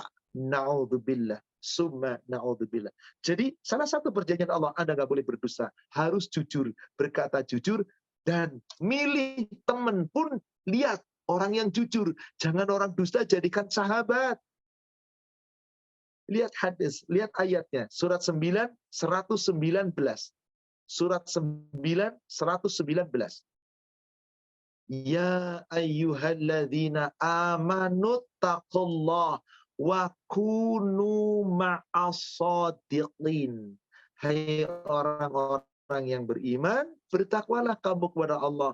Hendaklah kamu bersama dengan orang yang jujur, yang benar. Insya Allah selamat kita. Jadi jelas di situ. Kejujuran, kebenaran, salah satu daripada isi perjanjian dengan Allah. Nggak boleh kita berdusta. Wallah, pertanyaan kedua. Afwan Pak, ulangi lagi sekilas tadi pertanyaan keduanya. Ustaz, mohon maaf ini pertanyaan cukup banyak ya. Jadi mungkin nanti yang berikutnya akan saya gabung, saya rangkum pertanyaan. Ini yang tadi pertanyaan kedua adalah orang merasa takut mati. Apakah baik. Apakah orang takut mati itu termasuk orang yang merasa baik? Karena merasa Ibu bapak takut mati belum cukup. Baik. Takut mati secara hakikat nggak ada masalah, nggak ada manusia yang nggak takut mati, nggak ada manusia yang nggak takut mati Pak. Semua manusia takut mati. Akan tetapi kalau takut mati itu dia gunakan sarana mendekat kepada Allah. Karena dia takut mati, maka dia sungguh-sungguh belajarnya, ibadahnya, ketaatannya, dia perbaiki, segera bertobat. Maka takut yang seperti ini menjadikan dia khauf, roja, dan mahabbah. Rasa takut itu dibarengi dengan khauf, rasa takut itu dibarengi dengan roja, rasa takut itu dibarengi dengan rasa cinta. Akhirnya karena saya takut mati, dengan rasa cinta kita kepada Allah, saya berharap Allah mengampuni saya, makanya sekarang saya segera bertobat. Allah yang berharap Allah memberikan pahala kebaikan kepada saya, makanya sekarang saya tingkatkan amal ibadah kita. Maka rasa takut matinya itu dibuktikan dengan itu halal, itu baik. Saya takut mati. Kenapa? Bekal saya nggak cukup nih, belum cukup. Ya udah kalau gitu tobat yuk, kita ngaji yuk. Tapi ntar dulu lah, ntar kalau tobat saya masih suka begini, saya tobat masih suka dugem, saya tobat masih minum-minum, tobat masih dugem, masih minum, kan malah tambah dosa. Nantilah tobatnya kalau udah mau mati. Nah, silakan. Silakan, asal minta sama Allah, ya Allah, tolong sebelum aku mati, kasih kesempatan aku tobat. Bisa, kalau sudah mau mati tobatnya. Tidak bisa. Maka itulah dia manusia. Takut mati pada hakikatnya boleh, wajar. Tapi jangan sampai takut mati Anda menghalangi Anda dalam membekali diri. Nah, ini yang tidak benar. Tapi kalau takut mati itu wajar insya Allah. Demikian, silakan berikutnya. Ya, baik. Terima kasih. Ini ada waktunya hampir sekitar 30 menit. Ini ada 6 pertanyaan, Ustadz. Saya coba rangkum dulu ya. Nanti Ustadz kalau lu bisa kembali. Silakan. Yang pertama adalah ketika sedang sholat, kemudian ada yang mengetuk pintu. Kita harus seperti apa? Kemudian yang kedua, makanan sudah tersajikan, kemudian tiba panggilan sholat. Itu kita makan dulu atau sholat dulu. Kemudian yang ketiga, bolehkah kita berdoa minta surga? Padahal kami merasa bahwa tidak ada satu amalan pun yang kita sendiri banggakan, gitu. Tapi kita minta surga, gitu. Apakah itu berlebihan? Kemudian yang keempat, Sayyidul Istighfar itu kan biasanya dibaca pagi dan petang. Apakah ada waktu lain yang afdol untuk dibaca? Kemudian kelima adalah dengan lifestyle kita saat ini, kita pakai barang-barang branded, mobil mewah dan sebagainya, itu bagaimana? Bolehkah atau boleh asal dan sebagainya? Asal apa gitu? Kemudian yang keenam, ada pertanyaan, bukankah kita dianjurkan juga mengejar dunia? Tapi mengejar dunia itu adalah kita pakai untuk bekal akhirat. Oke. Nah, ini ada satu pertanyaan dari saya, Ustadz, nih, mumpung saya sambung sekalian, nanti Ustadz, gimana kita mendeteksi ya, apakah kita ini sedang lalai atau tidak? Karena kita kan sering, kami merasa bahwa kami sudah cukup lah, artinya apa yang kita lakukan. Tapi sebenarnya itu ada hal-hal yang kita lupakan sehingga kita sebenarnya lalai. Jadi indikator utama apa yang kita bisa pakai bahwa kita saat itu sedang lalai. Kira-kira itu, Ustadz? Nanti kalau Ustadz lupa, balik ke saya lagi, nggak apa-apa. Silakan. Baik. Saya pertama, saya coba ingat-ingat tadi. Ketika sedang sholat, pintu diketuk. Betul. Bagaimana? Sholat, Anda sedang berhadapan dengan Allah. Pintu diketuk, Anda sedang menghadapi manusia. Maka, mana yang harus dilakukan? Lakukan sholat. Teruskan. Bagaimana agar yang ngetuk tidak terus-terusan ketuk? Anda bisa berisyarat dengan mengeraskan. Allahu Akbar. Sami Allahu liman hamidah. Sehingga orang yang mengetuk pintu bisa mendengar. Kasus ini pernah terjadi di zaman Rasul. Rasul sedang sholat. Tiba-tiba sahabat mengucapkan salam. Assalamualaikum warahmatullahi wabarakatuh. Ya Rasulullah. Rasul tidak menjawab. Cuma Rasul mengisyaratkan dengan tangannya. Nah, setelah selesai sholat, Rasul bersabda, sesungguhnya sholat itu adalah hubungan Anda dengan Allah. Anda sedang mengingat Allah. Tidak layak ketika Anda sholat berbicara dengan manusia. Ketika Anda menjawab Waalaikumsalam, berarti Anda sedang berbicara dengan manusia. Maka teruskan sholat, berisyaratlah. Dengan begini, atau dengan takbir. Karena kita diketukkan, dia nggak tahu kita lagi sholat. Takbirnya dikencengin, seperti itu. Kenapa? Karena tadi sholat itu urusan kita dengan Allah. Zikrullah, ingat Allah. Jangan dicampur dengan urusan manusia. Dulukan sholat, baru kemudian Anda boleh menjawab setelah itu. Katakan, Afwan, tadi saya sedang dalam keadaan ya sholat. Mohon maaf, ada kasus tentang Jurej. Di mana ketika sedang sholat sunnah, ibunya memanggil. Ibunya memanggil. Salahnya Jurej adalah setelah selesai sholat tidak segera mendatangi ibunya, minta maaf. Tapi diem. Merasa apa? Lebih baik urusan Allah. Nomor ibu itu bakti sama ibu nomor 1, nomor 2. Tadi sudah saya sampaikan di Sahih Muslim nomor 66. Apa yang paling utama? Sholat dulu. Baru bakti sama orang tua. Jurid sedang sholat. Ibunya mengucapkan salam, tidak dijawab. 3 kali salam, tidak dijawab. Tidak dengan isyarat, tidak dijawab. Pulanglah ibunya. Ibunya sakit hati. Masa datang jauh-jauh ke rumah anak nggak dijawab salamnya? Jurid nggak minta maaf. Sampai kemudian ibunya berdoa keburukan untuk jurid. Ini salah satunya bahwasanya tidak mengapa tidak menjawab salam, tapi sampaikan maaf kenapa saya tadi tidak jawab salam. Intinya, sholat di surat 20 ayat 14, Innani anallah la ilaha illa anna fa'budni wa aqimis sholata li dzikri. Aku ini Allah, akulah Allah, tidak ada ilah kecuali hanya aku. Sembahlah aku, ibadah hanya kepadaku, tegakkan sholat, sarana untuk mengingatku. Kedua, makanan sudah terhidang. Waktu sholat tiba. Maka bagaimana ini? Salah satu rukhsah, boleh menunda sholat adalah ketika makan terhidang.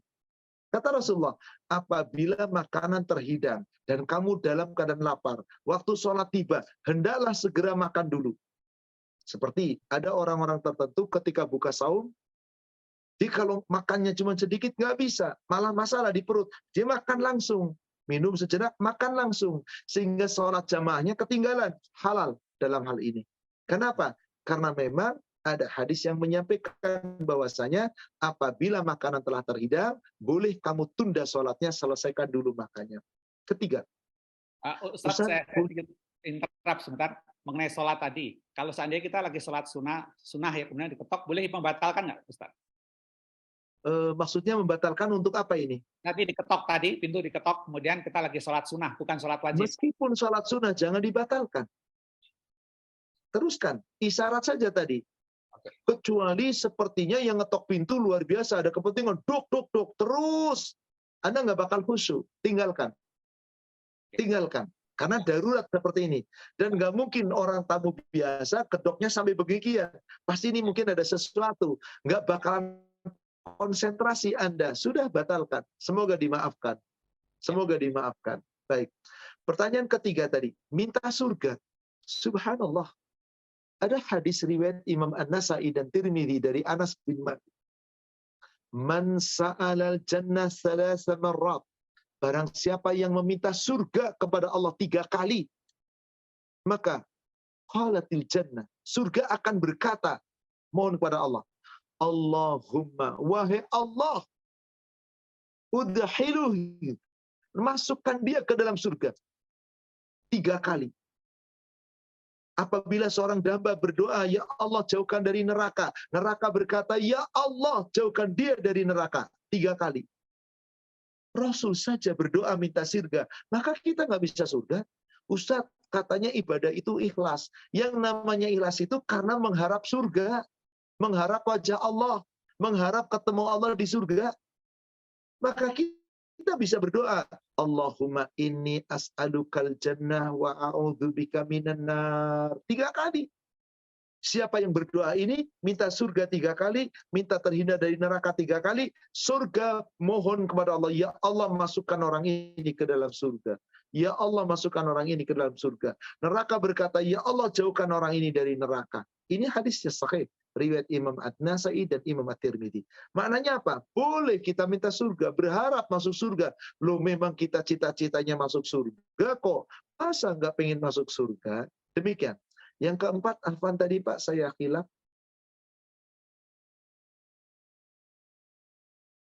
Sebentar, maaf itu Sayyidul Istighfar biasanya dibaca Sayyidul pagi dan Istighfar. petang. Baik. Apakah ada waktu lain yang Rasul membaca Sayyidul Istighfar itu di waktu zikir pagi. Sayyidul Istighfar. Dan juga di waktu zikir petang. Sayyidul Istighfar. Apakah hanya di zikir pagi dan petang saja? Tidak. Ada nggak waktu yang afdol kita baca Sayyidul Istighfar? Ada, di sepertiga malam akhir. Disebutkan di dalam hadis riwayat Imam Muslim, nomor hadis 731 dari Abu Hurairah. Yanzilu Rabbuna tabaraka wa ta'ala kulla laylatin hina yabqa thuluthul lailil akhir. Allah tabaraka wa ta'ala turun ke langit dunia setiap malam di 3 malam akhir. Fayaqul, Allah kemudian berfirman, iyad'uni astajibu lahu wa iyas'aluni fa'u'tiyahu wa iyastaghfiruni aghfiru lahu. Allah turun ke langit dunia di sepertiga malam akhir. Dan Allah berfirman, siapa yang berdoa kepadaku, aku akan perkenankan doanya. Siapa yang meminta kepadaku, aku berikan permintaannya. Siapa yang mohon ampun kepadaku, aku ampuni dia. Aku ampuni dia.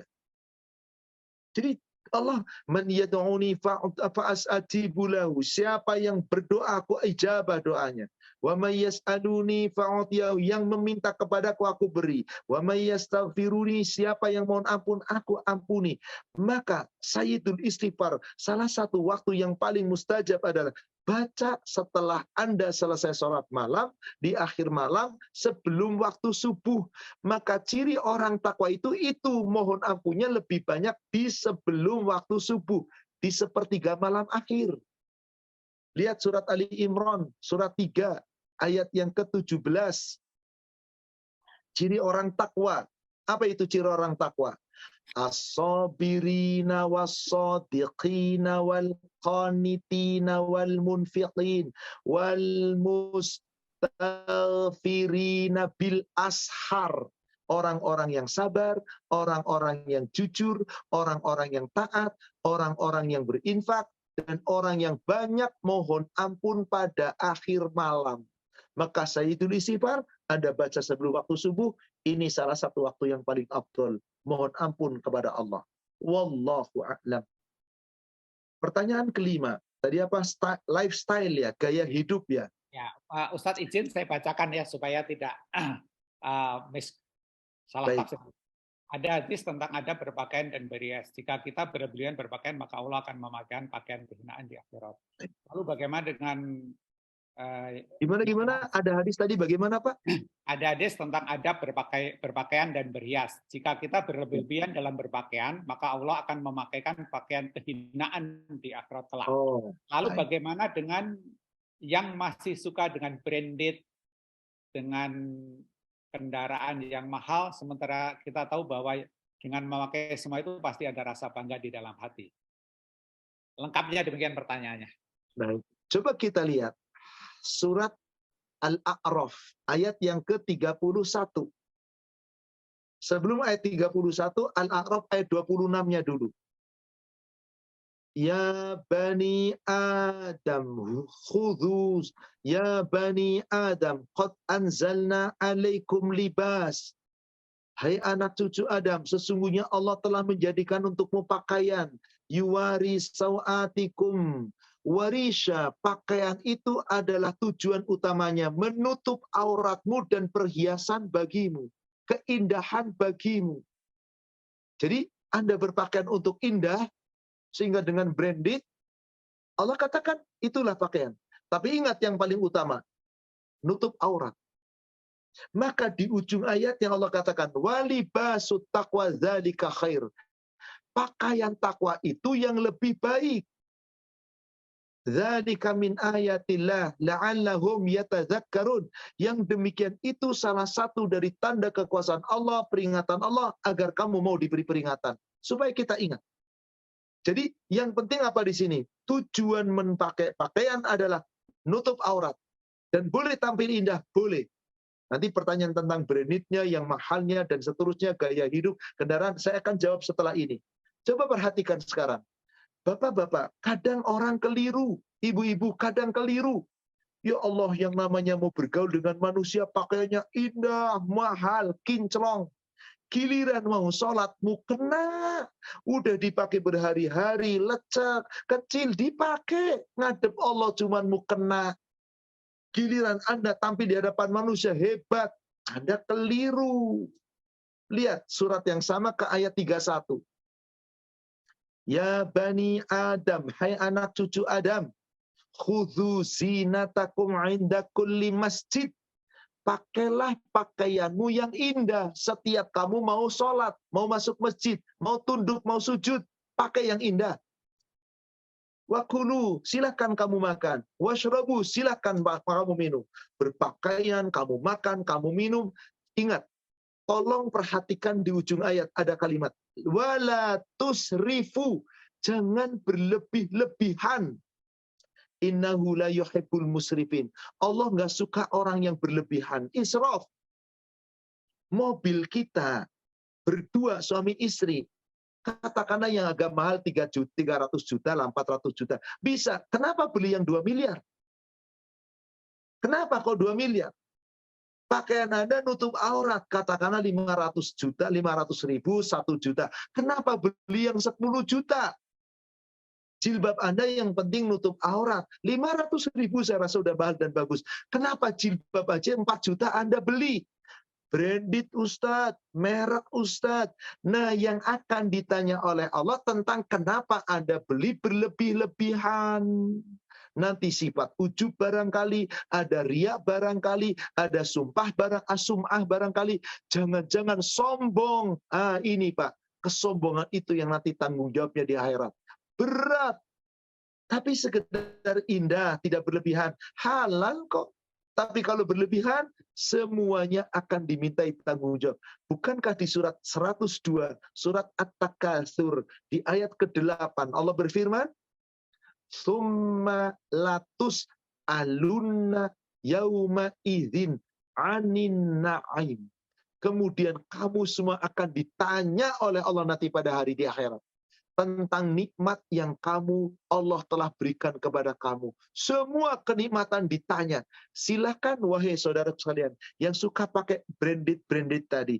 Tas branded harganya ratusan juta, sepatu harganya puluhan juta, mobil harganya miliaran, pakaian harganya sampai belasan juta. Silakan pakai. Anda puas di dunia, Anda hebat di dunia, Anda dipuji di dunia. Tapi silakan Anda berhadapan dengan Allah, alasan itu silakan dikemukakan dan semua nikmat akan ditanya. Jadi saya tidak bisa menjawab apakah itu nanti dosa atau tidak, Allah yang Maha tahu apa niat kita. Tapi ayat jelas, jangan berlebih-lebihan. Ya. Pertanyaan ke-6, jadi apa mengejar dunia? Bagaimana mengejar dunia? Pertanyaan lengkapnya gini Ustaz, bukankah untuk bekal akhirat di akhirat juga perlu dikumpulkan dunia. Jadi mengejar dunia kalau untuk kebaikan akhirat tentu tetap diharuskan. Bagaimana pendapat Ustaz? Coba kita lihat surat 28 ayat 77. Surat 28 ayat 77. Wabtaghi fima ataqallah darul akhirah. Dan carilah dari apa-apa yang telah Allah berikan kepadamu di dunia ini. Bukankah kita dapat tubuh sehat, dapat ilmu, kita dapat juga kekayaan, punya pasangan, punya nikmat, punya rumah, punya harta. Itu semua kan bukankah itu pemberian Allah? Semuanya itu jadikan sarana untuk negeri akhirat. Akhirat nomor 1 loh. Cari apa yang telah Allah anugerahkan kepada kamu di dunia untuk negeri akhirat, bekal akhirat nomor 1. Wala tansana nasibaka minad dunya. Tapi kamu jangan abaikan, jangan kamu abaikan hidupmu di dunia, nasibmu di dunia, keadaanmu di dunia. Nikmati dunia boleh, tapi nomor 1 akhirat. Dan ingat, wa ahsin, sepanjang hidup di dunia berbuat baiklah. Hablum minallah, Anda baik, jaga baik-baiknya. Kama ahsanallahu ilaik, sebagaimana Allah telah berbuat baik kepada kamu. Maka tetaplah berbuat baik dimanapun, kepada siapapun, dalam keadaan apapun. Wala tabghil fasada fil ardh. Jangan suka merusak, membuat kerusakan di muka bumi. Innallaha la yuhibbul mufsidin. Allah nggak suka orang yang berbuat kerusakan. Ayat ini jelas, Pak. Jangan mikirin akhirat terus. Akhirat itu tujuan utama, nomor 1. Tapi kamu di dunia, butuh dunia. Cari dunia, silakan. Tapi sekali lagi, akhirat nomor 1. Maka Anda sedang sibuk nyari dunia. Dipanggil Allah, seluruh dunia yang Anda sibukkan, tinggalkan tanpa alasan, kecuali syar'i. Panggilan sholat telah tiba, lakukan. Bahkan kalau di hari Jumat, jangan datang ke masjid sudah mendekati azan. Atau sudah dengar azan baru datang. Sebelumnya lebih jauh lagi. Kalau tadi yang 5 waktu, sholat awal waktu. Begitu adzan, segera datang. Kalau Jumat, sebelum adzan Anda datang. Tinggalin tuh jual beli. Beda ayatnya khusus Jumat. Karena di Jumat bukan hanya sholat saja. Di situ ada rangkaian intidhar, zikir, baca Quran, berdoa, dengarkan khotib ketika berkhutbah, terus sampai sholat berjamaah. Maka rangkaiannya lebih lama lagi. Lihat suratnya. Surat 62, ayat yang ke-9. Surat Al-Jumu'ah ayat yang ke-9. Ya ayyuhalladzina amanu idza nudiya lis-salati min yaumil jumu'ah fas'au ila dzikrillah wa dzarul bai'. Hai orang yang beriman, jika telah diseru kamu untuk segera datangi Jumat, dipanggil untuk segera ingat Allah, untuk melaksanakan ibadah di hari Jumat, fas'au ila dzikrillah, segera kamu datangi Allah. Wadzarul bai', tinggalkan seluruh urusan dunia, jual beli, bisnis, tinggalin. Dzalikum khairul lakum in kuntum ta'lamun. Itu lebih baik bagimu jika kamu tahu. Intinya apa? Panggilan Allah tentang sholat nggak boleh diabaikan, tidak boleh diabaikan. Kalau Anda ngejar dunia, dipanggil Allah masih sempat dunia, berarti Anda lebih sibuk dunia.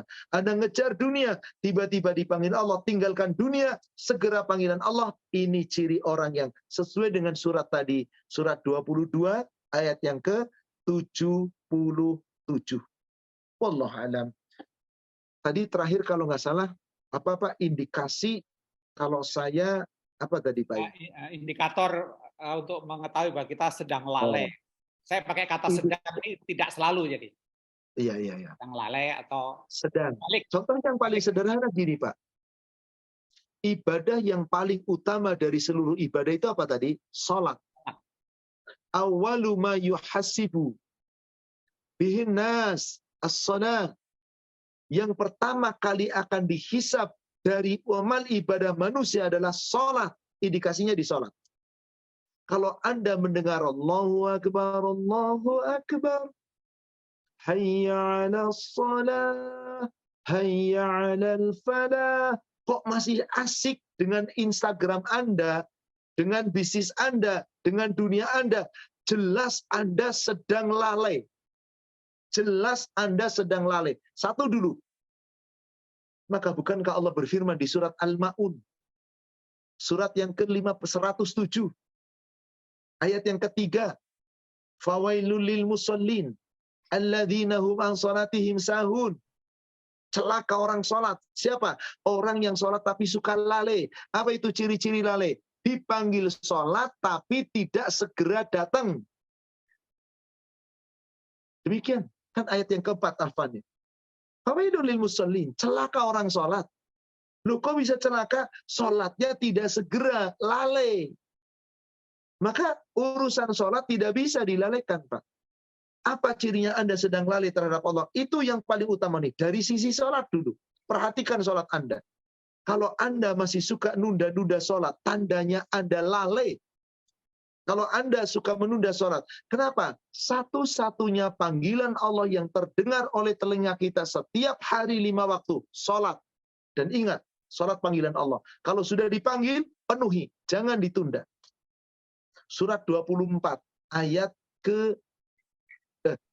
saya keliru, kebalik. Surat 8 ayat 24. Surat 8 ayat 24. Ya ayyuhalladzina amanu, hai orang-orang yang beriman. Istajibu lillahi walir rasul. Penuhilah seruan Allah dan Rasul. Idza da'akum lima yuhyikum.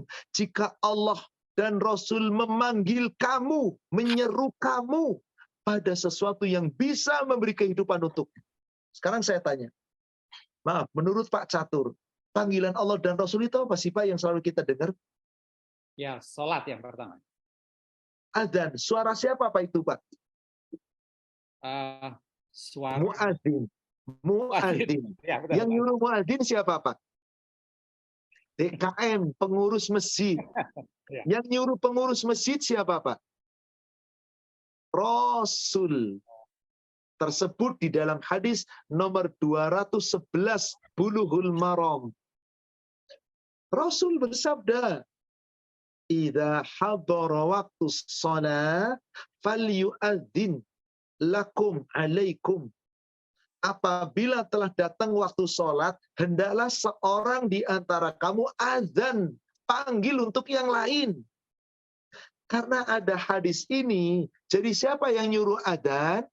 Rasul. Siapa yang nyuruh Rasul? Allah. Jadi meskipun adzan itu suaranya muadzin, sesungguhnya panggilan siapa? Allah. Allah. Sama tadi saya ilustrasikan.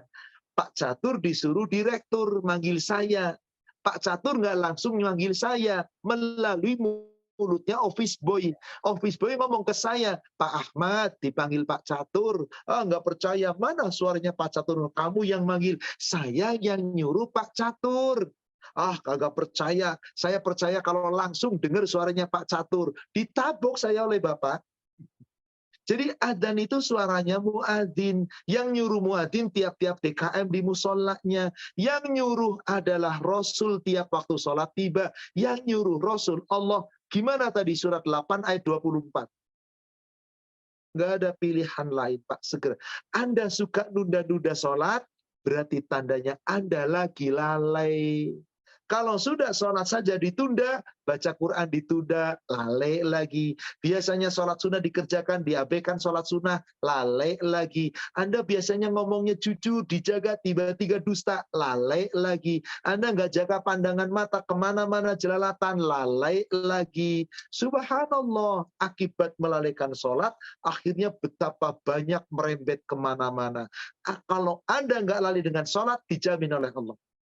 Inna sholata tanha anil fahsya wal mungkar. Salatmu mampu mencegah dirimu dari perbuatan keji dan mungkar. Maka apabila orang sudah mulai mengabaikan salat, ini indikatornya orang ini imannya lagi drop. Segera perbaiki. Demikian, wallahu a'lam. Sepertinya waktu ya Pak Catur yang betul Ustaz. Ini ada satu pertanyaan ringkas saja. Boleh, satu pertanyaan terakhir. Ya, betul. Zikir mutlak itu apa saja? Dan setelah itu Ustaz silahkan menyimpulkan atau. Baik. Ya. Zikir mutlak adalah seluruh zikir yang bebas kita lakukan kapan saja, nggak ditentukan. Tasbih, tahmid, takbir, tahlil, subhanallah walhamdulillah, subhanallahil azim, subhanallah walhamdulillah, wala khawla wala quwata illa billah. Allahu Akbar, la ilaha illallah, wa subhanallah, walhamdulillah. Itu mutlak kapan saja. Subhanallah wa bihamdi, subhanallah wa bihamdi, subhanallah wa bihamdi, subhanallahil azim.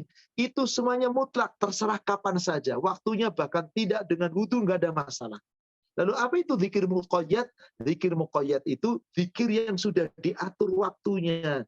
Zikir sesudah sholat, zikir pagi, zikir petang. Itu bacaannya, bilangannya, waktunya sudah ditentukan. Maka ikuti. Adapun zikir mutlak, terserah bebas mau zikir apa saja. Yang penting isi zikirnya memuji Allah dan lakukan dengan ikhlas. Demikian. Wallahu a'lam. Semoga pencerahan ini menjadi kebaikan untuk kita, dan semoga kita senantiasa terjaga di atas istiqomah iman dan takwa. Kepada saudara kita yang telah mendahului kita dari kawan tadi, Ibu Ella Komalawati kalau tidak salah ya Pak ya. Semoga Allah memberikan yang terbaik untuk beliau, dan insya Allah kita pun akan nyusul. Sebelum kita menyusul, perbaiki diri kita. Ya Allah, semoga Engkau mengampuni kesalahan dan dosa-dosa kita semua. Engkau membimbing kita di atas petunjuk jalan yang hak. Engkau berikan kekuatan agar kita tetap istiqomah di atas iman dan takwa. Rabbana atina fid dunya hasanah wa fil akhirati hasanah wa qina adzabannar. Mari sama-sama kita akhiri dengan kafaratul majelis. Subhanaka Allahumma wa bihamdika asyhadu an la ilaha illa anta astaghfiruka wa atubu ilaik. Alhamdulillah billahi taufik. Assalamualaikum warahmatullahi wabarakatuh.